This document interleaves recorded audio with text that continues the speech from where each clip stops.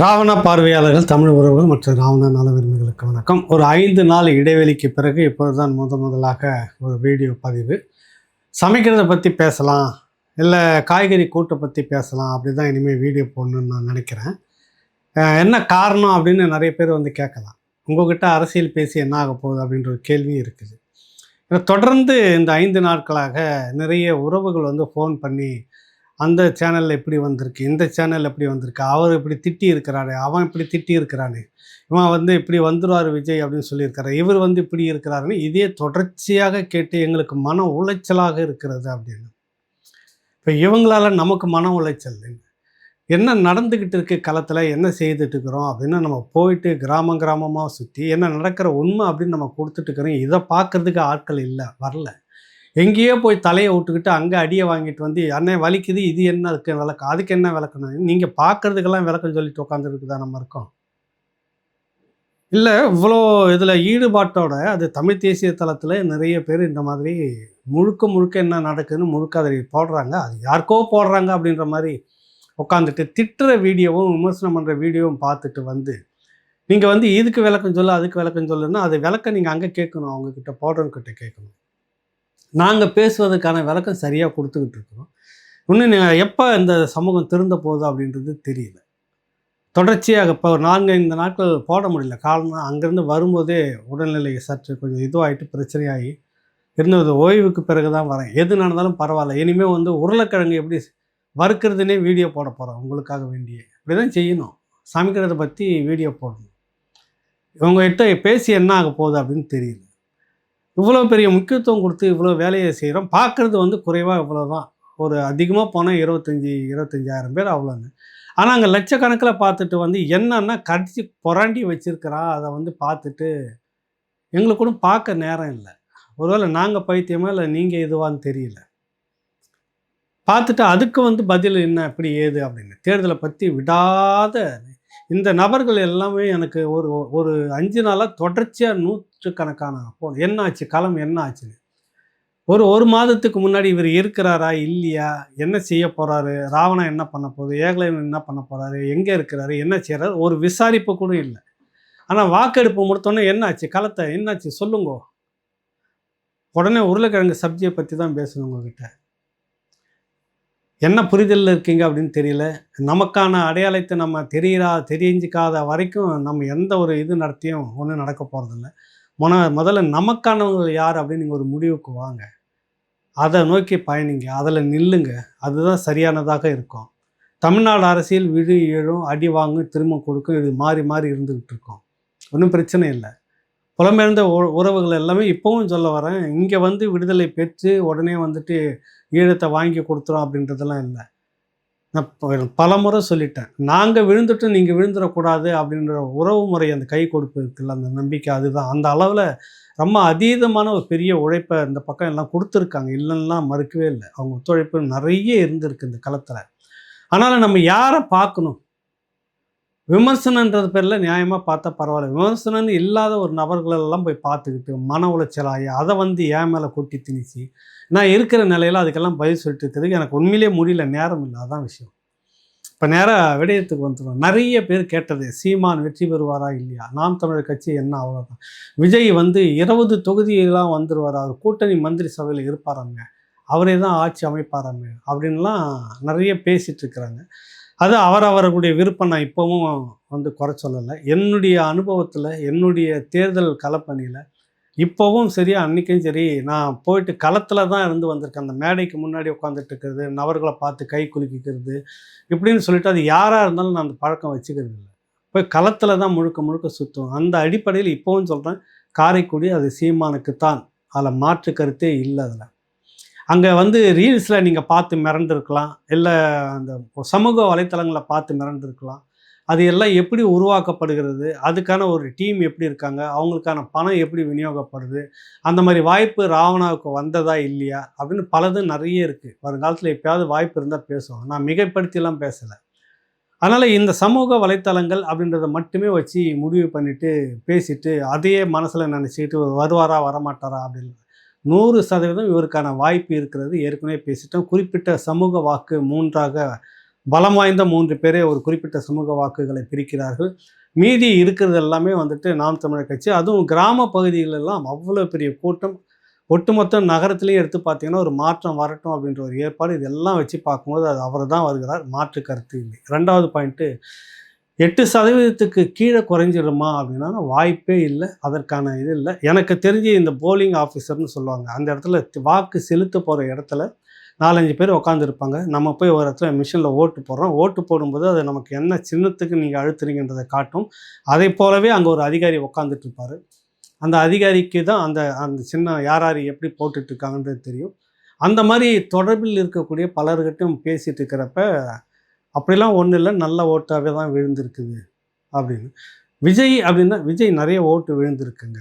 எல்லாமே ஒத்துக்கிறாங்க. இல்லைன்னு யாரும் மறுக்கவே இல்லை. நிறைய ஓட்டு விழுந்திருக்குது, நிறைய ஓட்டு விழுந்திருக்குது அப்படின்னு.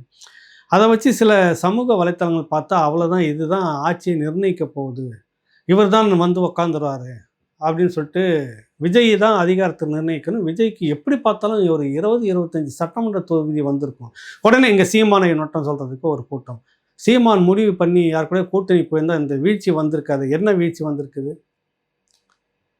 டிவிக்கு உள்பட என்னென்னலாம் விநியோகம் பண்ணாங்கன்னு தொகுதி கூட பார்த்தோம். பாத்திரம் கூட கொடுத்தாங்க. பிச்சை எடுத்துக்குங்க இனிமேல். நீங்கள் இப்படிலாம் வாங்கிட்டு ஓட்டு போட்டிங்கன்னா எதிர்காலத்தில் 2031 பிச்சை எடுக்கிற நிலைமைக்கு தான் வரும்.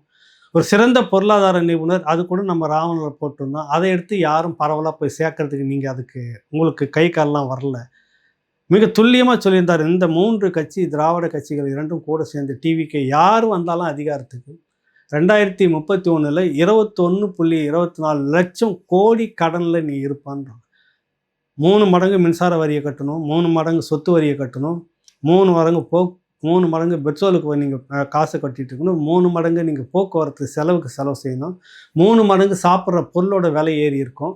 ஏன்னு நீ கேட்க முடியாது. ஏன்னா தேர்ந்தெடுத்திருக்கிற ஆட்கள் அந்த மாதிரி, அவங்க அறிவிச்சிருக்கிற திட்டம் அந்த மாதிரி. சீமான் அவர்களுடைய திட்டம் மிக நியாயமானது.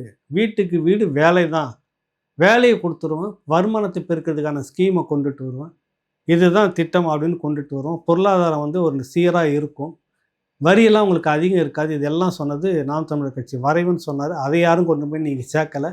திட்டவனை கொண்டு வந்துட்டு இவ்வளோ திட்டான லட்சக்கணக்கில் அங்கே பார்த்துட்டு அண்ணன் அதுக்கெல்லாம் என்ன பண்ணுறது பதில் இங்கே என்ன அப்படின்னு கேட்டிங்கன்னா என்ன சொல்கிறதுன்னு தெரியல. அதான் சொல்கிறேன், நமக்கானதை நம்ம எடுத்துகிட்டு போய் பிரச்சாரம் பண்ணணும். இந்த பக்கம் திரும்பி பார்த்தா அவ்வளோ பெரிய நல்ல ஒரு பொருளாதார நிபுணர் வந்து பேசுகிறது 10,000 15,000 அவ்வளோதான். எந்த நிலையில் இருக்கிறோம் நீங்கள்? அப்போ நாம் தமிழர் கட்சியில் இருக்கிறவங்களே இதை எடுத்து போய் பரப்பலையே, அதான் நான் கேள்வியாக இருக்குது. இருக்கட்டும், இப்போ விஜய் வந்து வாக்கு கூடியிருக்கிறான்னா கட்டாயம் விஜய்க்கு ஒரு பெரும் பகுதி வாக்குகள் நிறைய சடன்னு விழுந்திருக்குன்றாங்க எல்லாருமே. நாம் தமிழர் கட்சிக்கு மோசம்லாம் இல்லைங்க, அப்படி ஒரு பெரிய அளவில் நல்லா பரவலாக விழுந்திருக்குதுன்னு 8% கூடுதலாக வரும். எதிர்பார்ப்பு ஒரு 15, 18, 20 அப்படின்ற மாதிரி இருந்ததில் குறையும் அப்படின்றது தான் இன்றைக்கி நாம் தமிழர் கட்சிக்கு. விஜய் வந்து 3 தரப்புக்கு பெரும் பாதிப்பு. ஒன்று திமுக, அதிமுக, நாம் தமிழர் கட்சிக்கு. அது வந்து என்னென்னா, எனக்கு தெரிஞ்சு தொடக்கத்தில் இருந்தே சொல்கிறேன், திமுக தரப்பு விஜயை இயக்குகிறதா, நேருக்கு நேரம் நீ சண்டை போடுற மாதிரி. என்னுடைய எதிர்ப்பு வாக்குகள் எல்லாம் அதிமுகவுக்கு போயிடக்கூடாது. அதிமுகவுக்கு போனதுன்னா அது மெஜாரிட்டியாக ஆளுங்கட்சியாக வந்துடும். அப்போ இந்த மாதிரி பிரித்து விட்டுட்டோம்னா, செல்வி ஜெயலலிதா 2011 இப்படி தான் செய்தாங்க. மக்கள் நல கூட்டணின்னு ஒன்று தனியாக இருந்துச்சு, பண்ணி பார்த்தாங்க. திமுக அன்றைக்கி சரிஞ்சது. திரும்பவும் சுதாரிச்சுட்டு எல்லாரையும் ஒன்றா கூட்டி வச்சுட்டு ஜெயிச்சிட்டாருன்னு வச்சுக்கோங்க. அதே போல் இந்த முறை விஜயை வச்சு பெரும்பகுதி வாக்குகளை பிரிக்கிறப்ப அதிமுகவுக்கு போவது வாக்கு நேராக விஜய்க்கு தான் வரும். திமுகவை எனக்கு பிடிக்கல. அப்போ அந்த அதிமுக ஓட்டும் கலையுது, விஜய்க்கும் ஓட்டு வந்துடுது, திமுகவும் ஓரளவுக்கு நிதானமாக நிற்கும் அப்படின்னு. இதுதான் நடக்கிற அரசியல், இப்படி தான் நடக்க போகுது. மே 4க்கு பிறகு எனக்கு கிடைக்கிற தகவல் தொங்கலில் இருக்கும் அரசியல் அப்படின்வாங்க. யாருக்கும் மெஜாரிட்டி இல்லை அப்படின்ற ஒரு நிலையும் வந்தாலும் வரலாம். கவர்னர் வந்து கவர்னர் ஆட்சி இருக்கும், யாருக்கும் நிலையான ஒரு இது கிடையாது அப்படின்னு. ஏன்னா மெஜாரிட்டி வரணும். இப்போ பாஜக திமுக சேர்ந்தால் ஒரு மெஜாரிட்டி வரணும், அதற்கான வாய்ப்பு இல்லை. இந்த பக்கம் திமுகவுக்கும் அவனால் வாய்ப்பு இல்லை. ஏதோ ஒரு கட்சியை உடச்சிக்கிட்டு இந்த பக்கம் போய் சேர்ந்ததுனாக்கா அந்த கட்சி அதிகாரத்துக்கு வரும். இப்படிலாம் நடக்கும். அதனால் மே 4ஆம் தேதி இதற்கான வாய்ப்பு வந்து இருக்கிறது. ஒன்று அப்படியே அதிகாரம் வந்து மாறுது அப்படின்னா அது அதிமுக பாரதிய ஜனதா கட்சிக்கு தான் போகுது. ஏன்னா பெரிய அளவில் கெட்ட பேர் இல்லை அதிமுகவுக்கு. இதையும் மீறி அதிமுகவுக்கு போட்டவங்க இருக்காங்க. இப்போ இதுதான் இந்த இடத்துல இருக்கக்கூடிய நமக்கு இருக்கு. விஜய் வந்து என்ன பண்ணியிருக்கிறாருன்னா, முழுக்க முழுக்க இந்த வாக்குகளை வந்து பிரித்தது தான் அவர் கண்ட பலன். 20 வேட்பாளர் வந்துருவாருங்கன்னா, வந்து 20 வேட்பாளரும் மெரினா கண்ணகி சிலைக்கிட்ட எங்கன்னா உட்காந்துக்குவாங்க, அவ்வளோதான். சட்டமன்றத்துக்குள்ளே போக மாட்டாங்க. உண்மை எதார்த்தத்தை புரியாமல் எல்லாமே பேசிக்கிட்டு மிக பெரும் ஊடகத்தில் விவாதிக்கணும்னு பார்த்தீங்கன்னாக்கா, சட்டமன்ற உறுப்பினர்களாக எப்படியும் வந்துடுவாங்கன்னு. ஒரு சட்டமன்ற தொகுதிக்குள்ளார ஒரு வேட்பாளர் வெற்றி பெற வேண்டும் என்றால் 35, 38, 40, 50, 40 அப்படின்னு போகணும். அந்த சதவீதம் ஏறும் அந்த வேட்பாளர் ஒருவராக இருந்தாவோ இல்லை கூட்டணியாக வந்தால் அவர் தான் அங்கே சட்டமன்ற வேட்பாளர். ஒரு தொகுதிக்குள்ளே 20% தாண்டினாலும் கூட அவர் வேட்பாளர் கிடையாது, ஆக முடியாது, சட்டமன்ற உறுப்பினராக ஆக முடியாது. 35% மேலே யார் ஏறிக்கிட்டு போகிறாங்களோ அந்த கட்சி அல்லது அந்த கூட்டணி அல்லது அந்த நபர் வெற்றி பெறுவார். இதுதான் தமிழ்நாடு வரலாற்றில் ஒரு ஒரு தொகுதி வாரியாகவும் இருக்கக்கூடிய உண்மை. இது இப்படி ஒரு ஒரு தொகுதியாகவும் 35% மேலே யார் முன்னணியில் போகிறாங்களோ அதில் கூட கொஞ்சம் இருக்கும், 500 ஓட்டு, 1000 ஓட்டு, 50,000 ஓட்டு, 10,000 ஓட்டு வித்தியாசத்தில். ஆக ஒரு 35% வாக்குகளை ஒருத்தர் தாண்டணும், அவர் தான் வேட்பாளர். இப்படி எல்லாம் சேர்ந்து தமிழ்நாடு முழுக்க 40% தொடும், 40% தாண்டக்கூடிய கட்சி தான் அதிகாரத்தில் வந்து உள்ளே உட்காரும் சட்டமன்றத்தில். கடந்த முறை அதிமுகவுக்கும் திமுகவுக்குமான வித்தியாசம் வந்துட்டு 3% வித்தியாசம்தான். திமுக தோல்வி அடைந்த அதிமுக கூட்டணி 3% தான் இழந்திருந்தது.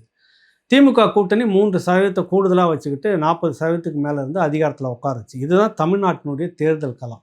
இப்போ விஜய் வந்து எந்த தொகுதியில் 35%க்கு மேலே 40% தொடுவார், நீங்களே சொல்லுங்கள். பெரம்பூரில் அப்படி ஒட்டுமொத்தமாக வந்து அவர் 40% எடுத்துருவார்னு எனக்கு தெரிஞ்ச வாய்ப்பு இல்லை. சரி, திருச்சியில் அந்த அளவுக்கு 40% எடுத்துருவாரா? வாய்ப்பு இல்லை. உங்கள் விருப்பப்படியே 2ல் ஏதோ ஒரு தொகுதி அவர் வந்துடுவாருன்னு வச்சுக்கோங்க, ஒரு சட்டமன்ற உறுப்பினர், அவ்வளோதான். இப்போ மீதியெல்லாம் ஓட்டு அதிகமாக வந்திருக்குங்க. 20% கூட எடுத்திருக்கலாங்க, அவங்க 25% கூட எடுத்திருக்கலாங்க, தப்பு இல்லை, நான் இல்லைன்னு மறுக்கலை. ஆனால் சட்டமன்ற உறுப்பினராக முடியாது, இவ்வளவுலாம் வராது, வாய்ப்பு இல்லை எந்த தொகுதியில். இதுதான் என்னுடைய கருத்து. நான் அனலைஸ் பண்ணி வச்சுருக்கிறது வரைக்கும் இதுதான். அதனால் நீங்கள் வந்து ரொம்ப போட்டு குழப்பிக்காதீங்க. இது வந்து இந்த 29 வரைக்கும், இந்த 2029 நாடாளுமன்ற தேர்தல் வரும்போது இந்த விஜய் யாரோட கூட்டணி போகிறார் அப்படின்றது ஒரு கட்டம் வரும். அப்போ அந்த இடத்துல பழையபடி நாம் தமிழர் கட்சி நின்று அதனுடைய அரசியல் முன்னெடுக்கும் போது இந்த மக்களுக்கு தெரியும், நல்லா தெரியும் நமக்கானவர் யார், உள்ளே இருந்துக்கிட்டு பனையூரில் இருந்துக்கிட்டு அரசியல் பண்ணது யாருன்னு. அடுத்து வரப்போகிற 2 வருஷம் கடுமையான வருஷம். அப்போ மக்கள் பிரச்சனைக்கு தொடர்ந்து குரல் கொடுக்கக்கூடிய கட்சி எது அப்படின்னு இன்னும் நல்லா புரிஞ்சுப்பாங்க. இவ்வளவு அதிகமாக வாக்கு போட்டவர்களையும் மனம் திருந்தி என்னடா அப்படி ஒரு தப்பு பண்ணிட்டுமே அப்படின்னு சொல்லிட்டு திரும்ப இந்த பக்கம் வர்றதுக்கு 2029 சரியான ஒரு தேர்தல் களம். அதுக்கு அடுத்தது அப்படியே கழிச்சிட்டிங்கன்னா இன்னும் 2 வருஷத்தில் பார்த்தீங்கன்னா 2031 வந்துடும் உங்களுக்கு சட்டமன்றம். அன்றைக்கி தெரியும் இந்த விஜய் எங்கே கூட்டணிக்கு போயிட்டாருன்னு. வழக்கம் போல் ஒரு விஜயகாந்த், வழக்கம் போல் ஒரு வைகோ, இதுதான் அந்த நிலைமை அங்கே ஏற்படும். 29 உறுதியாக கூட்டணி போயிடுவார். அவர் போயிட்டாருன்னா அந்த யார் கூட சேர்றாரோ அது கூட முடிஞ்சு போயிடும். ஏதோ ஒரு கட்சி அதனுடைய சாயல் முடிஞ்சிடும். தேசிய கட்சியாக இருந்தால் காங்கிரஸுக்கு கூடவா, காங்கிரஸ் கூட்டணியில் திமுகவா, திமுகவை எதிர்த்து பேசிட்டு திமுக விட்டு சேர்றதுக்கான வாய்ப்பு இல்லைங்க, அப்படிலாம் கிடையாதுங்கன்னா. வாய்ப்பு நீங்கள் சொல்கிற மாதிரி இல்லை, நடந்துடும். பாரதிய ஜனதா கட்சி இந்துத்துவா, அதனால் நான் திமுக கூட்டணிக்குள்ளே போகிறேன்னு கூட நாளைக்கு சொல்லிட்டு போகலாம். அவர்கள் மாறிட்டார்லாம் கூட சொல்லலாம். ஆக 2029 நாடாளுமன்ற தேர்தலில் விஜய் கூட்டணி இப்போவே முடியல அவரால். 29 தனிச்சு நிற்கிறலாம் சொல்ல முடியாது. 40 தொகுதி நாடாளுமன்ற உறுப்பினர்கள் ஒரு கட்சியில் பேசி முடிவு பண்ணிட்டு உள்ளே போயிட்டார்னா அதோடு முடிஞ்சு போச்சு அவர் சகாப்தம். விஜயகாந்த் எப்படி கரைந்தாரோ அப்படி கரைந்து போயிடும். பாட்டாளி மக்கள் கட்சி எப்படி கரைந்ததோ அப்படி கரையும். வை கோபாலசாமி கட்சி, மறுமலர்ச்சி திராவிட முன்னேற்ற கழகம் எப்படி கலைஞ்சதோ அது கலையும். தேமுதிக எப்படி கலைஞ்சி போனதோ அந்த மாதிரி தான் கலைஞ்சிருக்கும். இதுதான் நடக்கும் விஜய் கட்சிக்கும். அதனால் இதில் வந்து பெரிய ஒரு இதெல்லாம் எடுத்துக்கிட்டு தூக்கம் இல்லை, நிறைய இது வந்து எங்களுக்கு இப்படி இருக்குது, விஜய்க்கு இவ்வளோ ஓட்டு விழுந்துதா, ஓட்டு விழுந்திருக்குது, இல்லைன்னு மறுக்கலை. ஆனால் முழுக்க முழுக்க இது என்னுடைய களம் இப்படி தான். நீங்கள் 35, 40 தொடும்போது தான் அந்த வேட்பாளர் வெற்றி பெற முடியும். அது விஜய்க்கே சாத்தியமான தெரியல, எனக்கு தெரிஞ்சு தெரியல. அப்புறம் சீமானுக்கு மட்டுங்க எப்படி சாத்தியமாகும்னா, சீமானுடைய அரசியல் களம் அங்கே வந்து வேறு. அங்கே ஒரே சமூகத்தை சேர்ந்த 3 பேர் கடுமையாக போட்டிக்கிறாங்க, அது தனியாக பிரியுது. மற்ற சமூகத்தில் வந்து ஒரு மாற்றம் வேணும்னு நினைக்கிறாங்க. யாரையே கொண்டு வந்துட்டோம், இவர் ஒரு முறை வந்தார்னா இந்த தொகுதி மாறும் அப்படின்னு நினைக்கிறது ஒரு பக்கம் இருக்குது. இல்லைங்க அங்கே டிவிக்கே வந்து 1 வருஷமாக வேலை செய்கிறாரு அவர் தானங்கன்னா, எனக்கு தெரிஞ்சு நான் களத்தில் சுற்றின வரைக்கும் இல்லை. ஒரு குறிப்பிட்ட கூட்டத்தை வச்சுக்கிட்டு நிரந்தரமாக அவரை வச்சுக்கிட்டு தான் அவர் பயணித்தார். புதுசாக ஆட்கள் வந்து சேர்ந்து ஒன்று சேர்ந்து பார்க்குறாங்களே அந்த மாதிரிலாம் கிடையவே கிடையாது.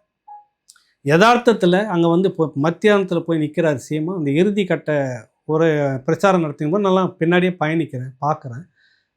காட்டான்னு சொல்லுவாங்கல்ல, அது அந்த காட்டான நான் அன்றைக்கி உண்மையிலே பார்த்தேன். கொஞ்சம் நேரம் இறங்கி நான் வெளியில் நின்னதுக்கு எனக்கு தலை அப்படியே கிறுகிறுன்னு சுற்றிச்சு. அப்படி ஒரு உச்சி வெயில். அப்புறம் உடனடியாக அங்கேருந்து வந்து ஏதோ ஏதோ சாப்பிட்டு அப்புறம் கொஞ்ச நேரம் உட்காந்து மூச்சு வாங்கிட்டு அப்புறம் வந்தோன்னு வச்சுங்க. அந்த உச்சி வெயிலில் 1 மணி நேரம் பேசுகிறாரு. அது எங்கேருந்தோ வருது அந்த கூட்டம் அப்படியே சேர்ந்துக்கிட்டே இருக்குது. ஆனால் அந்த நீங்கள் சொல்லக்கூடிய அந்த டிவிக்கே பார்த்தா குறிப்பிட்ட நபர்கள் காலையிலேயே வந்து உட்காந்துருவாங்க. அவங்க அதை பேக்கேஜ் பண்ணிவிட்டு அவங்க தான் எல்லா இடத்துக்கும் ட்ராவல் பண்ணி கூட்டின்னு போகிறது. இது இப்போ நாங்கள் கண்கூட பார்த்து சிரித்தோம். என்னடா அது இங்கே உருளுது பெறலுதுன்றாங்க, அப்படி ஒன்றுமே இல்லையே. நான் இப்போவும் சொல்கிறேன், மிகைப்படுத்தி எதுவும் சொல்லலை. சீமானுக்கான வெற்றி அங்கே இருக்குது. அதை தாண்டி வந்து மொத்தம் 234 தொகுதியில் ஒரு 20 தொகுதி வந்துடும். நாம் தமிழர் கட்சி இப்படி வெற்றி பெற்று வந்துடுவார்கள், 10 பேர் வந்துடுவார்கள். எனக்கு அப்படி தோணலை. இப்போவும் சொல்கிறேன், ஒரு 4 தொகுதிகளுக்கு கிட்ட பேசு பொருளாக இருக்கிறது. அது வருமா அப்படின்னு எனக்கு தெரியாது. அதுக்கான சாத்தியம் இருக்குதானா இல்லை. அந்த தோழர்கள் சில பேர் வந்து கோபப்பட்டுக்கலாம். யதார்த்தம் இதுதான். காரைக்குடியினுடைய தொகுதி நிலவரம் வேறு, மற்ற பகுதியில் இருக்கக்கூடிய நாம் தமிழர் கட்சியின் தொகுதி. ஆனால் கடுமையான உழைப்பு சதவீதம் இவர்களுக்கு கூடுகிறது. 8லிருந்து மேலே போகிறதுக்கு தான் வாய்ப்பு, குறைவதற்கு வாய்ப்பு இல்லை. திமுக ஆட்சியில் வருமானா சந்தேகம். அதிமுக வந்து அதிகாரத்துக்கு உட்காரதுக்கான ஒரு வாய்ப்பு நிறைய இருக்குது. ஆனால் எப்படி பார்த்தாலும் ஒரு தொங்கு சட்டமன்றம் அமைவதற்கான சாத்தியக்கூறுகள் தான் விஜய் அரசியலுக்கு வந்ததால் நடந்திருக்கிறது. இதை தாண்டி வேறு எந்த சாதனையும் அவர் செய்யலை. அவர் சட்டமன்றத்துக்கு போகிறாருங்களா, எதிர்க்கட்சியாக உட்கார்றாருங்களா, எதுவுமே கிடையாது. அப்படி எதுவுமே நடக்காது. இது வந்து ஒரு பகுதி. குழம்பிகிட்டு இருக்க வேணாம், இன்னும் கொஞ்ச நாள் தான் இருக்குது. அமைதியாக இருந்து சொல்கிறது சரியா தப்பான்னு பாருங்கள். அடுத்தது வந்து இன்னொரு பெரியனா நிறைய இடத்துல அராஜகம். அதில் குறிப்பிட்டு நான் சொல்கிறது வந்துட்டு பாபநாசம் தொகுதியினுடைய சட்டமன்ற வேட்பாளர் இருக்கக்கூடிய நாம் தமிழர் கட்சி சகோதரி அனீஸ் பாத்திமா. அந்த தம்பி அம்சத் வந்து ஊடகத்தில் நம்ம கூட இருந்தவர், பயணித்தவர். நல்லது அது போட்டிட்டு இருக்கிறாங்க. அது குறிப்பாக அந்த ஒரு பகுதி அம்மாப்பேட்டை பகுதியில் வந்து உக்கடன்னு ஒரு இடம் இருக்குது. 2016லேயும் அங்கே தகராறு நடந்தது. 2021 அந்த இடத்துல தகராறு நடந்தது. 2024 நாடாளுமன்ற தேர்தலிலும் அங்கே தகராறு நடந்தது. நாம் தமிழர் கட்சிக்கும் திமுகவுக்கும். அங்கே அதிமுக கிடையாது. சட்டமன்ற உறுப்பினராக இருக்கக்கூடியவர்களே அந்த பகுதிக்கு நாங்கள் போகிறதே கிடையாதுப்பா, அங்கே பிரச்சனை வரும், அதனால் நாங்கள் போகிறதே கிடையாது. கை கழுவி விடப்பட்ட இடம் அந்த இடம். அங்கே வந்து திமுகவினுடைய ஆதிக்கம் ரொம்ப. சுரேஷன் ஒருத்தர் இருக்கிறார், அவர் ஒன்றிய செயலாளர். அவருடைய தம்பி வந்துட்டு அந்த பகுதியினுடைய செயலாளராக, நகர செயலாளராக இருக்கிறாருன்னு நினைக்கிறேன். அவர் கூட இன்னொருத்தர் சேர்ந்து இவங்க ஒரு 250 பேர் அங்கே போயிட்டு வாக்கு உள்ளே போட்டுக்கும் போது ஒன்றும் இல்லை, அந்த தம்பி அம்சத்துன்னு மற்றபடி அனீஸ் பாத்திமா அந்த வேட்பாளர் எல்லாமே மொத்தம் ஒரு 7-8 பேர் அவ்வளோதான். அதிகமாக போனால் அவங்க இருப்பாங்க. உள்ளே போனோடனே இந்த கலர்லாம் வச்சுக்கிட்டு கட்சி அடையாளம் வச்சுக்கிட்டு வரக்கூடாதுங்க, வெளியில் வச்சுட்டு வரணும் அப்படின்னு அந்த இருக்கக்கூடிய பூத்து அதிகாரி போலிங் ஆஃபீஸர் வந்து சொல்கிறாரு. அது நடுநிலை பள்ளி, அந்த ஊரில் உக்கடையில் இருக்கக்கூடிய நடுநிலை பள்ளி. அது உடனே வந்து வண்டியில் வச்சுட்டு போகிறதுக்குள்ளார அங்கே இருக்கக்கூடிய திமுக ஆட்களில் முக்கியமானவர் சொன்னல அண்ணன் தம்பி 2 பேர் கூட இன்னொரு அட்வொகேட் அவர் அந்த திமுக பேட்ச் போட்டுட்டு ஓட்டு கேட்குறப்ப அவங்க சொல்கிறாங்க, இந்த மாதிரி எங்களுக்கு மட்டும் சொன்னீங்க, அங்கே மட்டும் பேட்ச் குத்திக்கிட்டு வரவங்களுக்குலாம் இந்த சின்னத்தில் போடு, இந்த சின்னத்தில் போடு சொல்லியே அனுப்பிச்சிக்கிட்டு இருக்கிறாரு. வேறு யாருமே இல்லைங்க. திமுக இல்லை, டிவிகே இல்லை, இருக்கிறது நாம் தமிழர் கட்சி மட்டும் ஒரு 7-8 பேர் இருக்கிறாங்களோ தான் எனக்கு, ஒரு 7-8 பேர். அவங்க வந்து ஒரு 250 பேருக்கு இருக்கிறாங்க. இந்த விஷயம் பேசிகிட்டு இருக்கும்போது என்ன ஆகுதுன்னா, சரின்னு சொல்லிட்டு இவங்க வந்து பார்வையிட்டுட்டு உடனே சரி நம்ம கிளம்பலாம் அப்படின்னு அம்சத்து வந்து அனீஸ் பாத்திமா வேட்பாளரை கூப்பிட்டுட்டு கொஞ்சம் தூரம் வந்த உடனே, இல்லைங்க ஏதோ பிரச்சனை இருக்குதுங்க, எங்கே என்னன்னு தெரியல, நம்ம விட்டுட்டு அண்ணன்களாம் நான் விட்டுட்டு போக முடியாது, வண்டியை திருப்புங்க, நம்ம என்னன்னாலும் அங்கே போய் பார்க்கலான்னு சொல்லிட்டு வரதுக்குள்ளார பார்த்தா 2 தரப்பும் மோதிக்குது, சண்டை. குறுக்க வந்து நிற்கிறாங்க, அம்சத்து தடுக்கிறாரு, செங்கல் எடுத்து அடிக்கிறாங்க. அப்போ அந்த பிள்ளைக்கு அது ஒரு கற்பிணி, நிறை மாத கற்பிணின்னு நினைக்கிறேன், 7 மாதமோ 8 மாதமோ. அது இந்த நேரத்தில் அந்த செங்கல் ஒன்று அடித்து அந்த அம்சத்தினுடைய கையில் அடித்து உடஞ்சி அந்த பிள்ளையோட அந்த வெள்ளா எலும்பில் அடிச்சிருக்கு. அதுக்கு ஒரு மாதிரி மயக்கம், அதுக்கு ஒரே கலவரம் சத்தம். பார்த்தா அந்த பக்கத்தில் ரத்த காயம் 3 பேருக்கு. இந்த தரப்பில் வந்து பார்த்தீங்கன்னாக்கா நாம் தமிழர் கட்சி தரப்பில் உங்களுக்கு அடித்ததில் வந்துட்டு மகேந்திரன், மனோகரன், வாசு, மணிகண்டன், அம்சத்துக்கும் விழுந்திருக்குது. அந்த பாப்பா அனீஸ் பாத்திமா, இந்த 5 பேருக்கும் அடி விழுந்திருக்குது, காயம் அங்கங்கே. இவங்க ஒரு கட்டத்தில் பயந்துக்கிட்டு கதவு உள்ளே சாத்திக்கிறாங்க. உள்ளே அந்த போலிங் ஆஃபீஸர் ஒன்று மற்றபடி இருப்பாங்கள்ல, அவங்க உள்ளே கதவு சாத்திக்கிட்டாங்க. அந்த பொண்ணுக்கு ஆபத்து வந்துடக்கூடாது, கர்ப்பிணியாக இருக்குது, எதனா ஆயிடுமோ அப்படின்னு கதவு சாத்துறாங்க. ஒன்றும் அடிபட்டுருக்கவங்க உள்ள ரத்தத்தோடு இருக்கிறாங்க. அப்போ காவல்துறைக்கு ஒன்றுமே பண்ண முடியல. 3 பெண் காவலர்கள் அங்கே போட்டிருக்கிறாங்க. அவங்க பதறாங்க, ஒன்றும் முடியல இங்கே எங்கன்னு சொல்கிறாங்க. தகவலை சொன்னோடனே ஒரு ஆம்புலன்ஸ் வருது. ஆம்புலன்ஸ் வந்தோடனே இந்த பாப்பாவை ஏற்றிட்டு போகிறாங்க. தஞ்சாவூர் அரசு மருத்துவமனையில் போனோடனே குழந்தைக்கு உள்ள அடிபட்டிருக்குமோ அப்படின்ற மாதிரிலாம் சொன்ன உடனே பயந்துக்கிட்டு அங்கேருந்து அம்சத்தை என்ன பண்ணுறாரு, சீமான் அவர்களுக்கு தொலைபேசியில் என்ன இப்படி இருக்குன்னு குழந்தைக்கு அடிபட்டு இருக்குமோன்னு தஞ்சை ஹாஸ்பிட்டலில் அரசு மருத்துவமனையில் சொல்கிறாங்க அப்படின்னு. சரி, பக்கத்தில் அங்கே எங்கே தனியார் நல்ல மருத்துவமனை இருக்குடா, உடனே கேர் பண்ணணும், அது முக்கியத்துவம் கொடுத்து எடுத்துக்கணும், இன்னும் அது ரெகுலராக ஒரு மருத்துவமனையில் தான் பார்த்துட்ருக்குறோன்னா அங்கே நான் மாற்றிக்கிறேன் அப்படின்னு சொல்லிட்டு அங்கே கொண்டு போய் மாற்றிக்கிறாரு. அங்கே முழு உடல் பரிசோதனை செய்கிறாங்க. நல்ல வேளை அது தலைப்பகுதி அந்த இடத்துல எதுவுமே எதுவும் அப்படி படலை. அந்த வெலா எலும்பில் மட்டும் அந்த காயப்பட்டிருக்குது. மருத்துவம் பார்த்துக்கிட்டு இன்றைக்கி காலையில் கொண்டு வந்து வீட்டில் விட்டுருக்குறாங்க. ஐயா மணியரசன் போய் பார்த்துருக்கிறாரு. அதிமுக வேட்பாளர் போய் பார்த்துருக்குறாங்க. இதில் என்ன வேடிக்கைன்னா, அடி யார் வாங்கினாங்களோ, ஒரு உலகமகா மாடல் இங்கே தான் ஓடிட்டுருக்குது. அடி யார் வாங்கினார்களோ இந்த தம்பிகள் மீதே வழக்கு.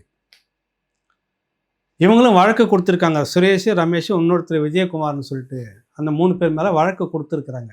இந்த பக்கத்தில் பார்த்திங்கன்னா அவங்க பேர் இருக்கிறாங்க, 4-5 பேர் அம்சத்து இருக்காங்க. அந்த வேட்பாளர் பாப்பா அனீஸ் ஃபாத்திமா, மகேந்திரன், மனோகரன், வாசு, மணிகண்டன். இதில் மனோகரனை விட்டுட்டாங்க நாம் தமிழ் கட்சி பத்தரப்பில். மகேந்திரன் இருக்கிறாரு, வாசு இருக்கிறாரு, மணிகண்டன், இந்த 3 பேர் மேலேயும் வழக்கு. இதில் இந்த மணிகண்டன் மேலே பிசிஆர் வழக்கு. ஏன்னா மகேந்திரனும் வாசும் தேவேந்திர சமூகத்தை சேர்ந்தவங்க நாம் தமிழர் கட்சியில். மணிகண்டன்றவர் வேறு சமூகத்தை, பிசி சமூகத்தை சேர்ந்தவர். அவர் மேலே பிசிஆர், சாதியை சொல்லி என்னை திட்டி விட்டதாக அந்த தரப்பில் 3 பேரில் 2 பேர் அங்கே ஆதிக்க சாதின்னு சொல்லக்கூடிய ஒருத்தர். அவர் கூட இருந்து தகராறு பண்ணி அடித்த அவர் தான் அட்டவணை பிரிவில் இருக்கிறார். அவர் மூலமாக இந்த பிசிஆர் வழக்கு கொடுக்க வச்சுருக்காங்க. எவ்வளோ இந்த பிசிஆர் என்பது உண்மையிலே ஒரு நியாயமான ஒரு வரவேற்கக்கூடிய, அது அந்த மக்கள் படும் அவலங்களை அதுதான் ஒரு தீர்வு. அந்த சட்டம் இப்படி சொல்கிறது, இது இருக்கணும் அப்படின்னு சொல்லிட்டு மிகப்பெரிய ஒரு விவாதத்துக்கு மத்தியில் கொண்டு வந்ததை எப்படி ஒரு 4ஆம் தரமாக அந்த அரசியல் கட்சிகள், குறிப்பாக அந்த ஆளுங்கட்சிகள் பயன்படுத்து. அதனால தான் இது மேலே ஒரு வெறுப்பு வருது எல்லாருக்குமே. அரசியலுக்காக இங்கே சண்டை நடந்தது, அடிபட்டிருக்காங்க, புகார் கொடுத்துருக்காங்க, நீ கைது பண்ணணும். இன்ன வரைக்கும் கைது பண்ணலை. இவன் மேலேயும் வழக்கு போட்டு விட்டு அவங்க பேர்லேயும் ஒரு வழக்கு, இங்கேயும் வழக்கு, சரியாக போச்சு. இங்கே ஒரு பிசிஆர் வழக்கு.